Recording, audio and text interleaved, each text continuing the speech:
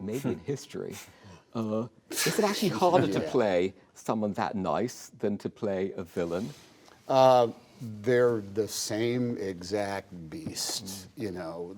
Granted, Mr. Rogers is not Iago, but they have their principles and they have their mission statement. The story in the movie is really about the journalist that is very cynical about who Mr. Rogers is, and finds out that he was wrong. And there's no nefarious motivation between what Fred Rogers did for a living. He viewed it as his ministry, and that's like kind of like looking at some combination of Mother Teresa or somebody that is hell-bent for doing just good in the sphere of which they operate. And the cynic walks into that and says, what's your racket here? What are you trying to pull here? And if it's actually just, well, we're trying to feed homeless people some soup so they get a hot meal once a day. No, there's got to be something more to that then. There's not. And Fred Rogers was an ordained minister, and his principle was such that everything that guided him through his daily behavior and his creative output was based on making people feel safe and a part of something bigger than they actually were. In his case, 2- and 3-year-old kids. But he never, ever said the word God. Not in hundreds and hundreds and hundreds of hours of television.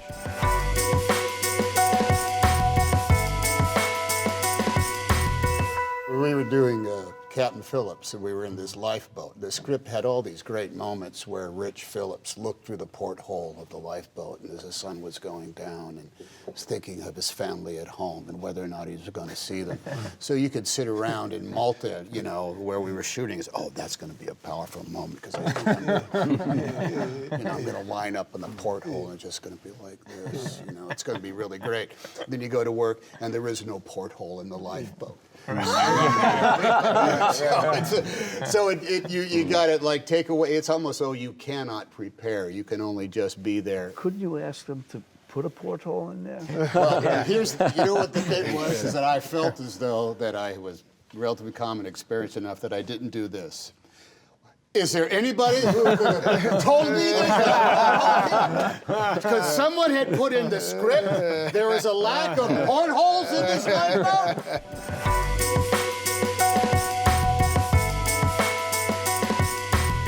I'm sure you know this anecdote.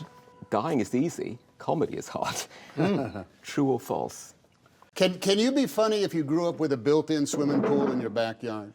I don't think you can. If you grew up being able to swim anytime you wanted to, you experience none of the shortcomings of life that you turn into self-deprecation. That's right. You can't do it. It's tough. Can you play tragedy, though, if you grow up, if you have it easy? Doesn't it all come from some inner pain, angst? Everybody's. Yeah, sure. You bet. Look, it's like Bertolt Brecht, man. The whole thing is a struggle, and there's where you find your triumph. Here's the thing about it that will kill us all at some point, is it's 3 o'clock in the morning, and you have something very specifically that you've known for months you're going to act this beat with this scene, and it's 3 o'clock in the morning, and it could be anything from rainbirds going off to taxi cab drivers or something like that honking horns, and it's like, all right, the movie is now upon your shoulders. Don't fuck this up. And then they sit back and you wait, and you got to go there, man. You just got to tragedy, comedy. Is there a moment you can think of where that's just a terrible example? It happens 10 times a week really? Sometimes, you know. You played a comedian in the movie with Sally Field. Oh, Punchline. Hey, the Safdie brothers told me to tell you that they love Punchline. Is that right? That they watch Punchline a lot. Playing a guy who's supposed to be funny, the only way to do that was to go out and develop funny material. And I probably did 6 appearances of something where all I really did was jump up and down on a trampoline. I had no sense of anything. But you were, because I saw you put it training. Together. I saw you training. I was a young comedian at the comic strip, And you used to come in and go up there with and Barry Sobel used to Yeah, come in. yeah. Barry and I, we ended up, and I ended up after a while. Was he good? Not that night. Not if you saw me at the But comic strip. I saw you a was couple not. times, and you were good. You came up right away where the comedians were mad that you were calm on stage and cool, and you were being yourself. That They took were a like, while to get there. The best I can describe it is you just have to go there. When I was in junior college taking acting classes, and there's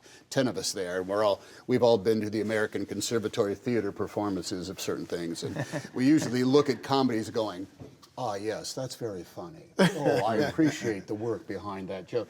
But the assignment for one day was, okay, on Wednesday everybody's going to come in and you're going to be funny and you're going to make each other laugh. And it was stone, nothing. No one could do anything funny because that was the task at hand. So comedy is hard because you know instantaneously whether or not your soup is good food. Hey, I'm Shia LaBeouf. Hey, I'm Jamie Foxx. Hi, I'm Tom Hanks. I'm Adam Sandler. Thank you for watching Hollywood Reporter Roundtables. Roundtables on YouTube. On YouTube. I think that's the one right there.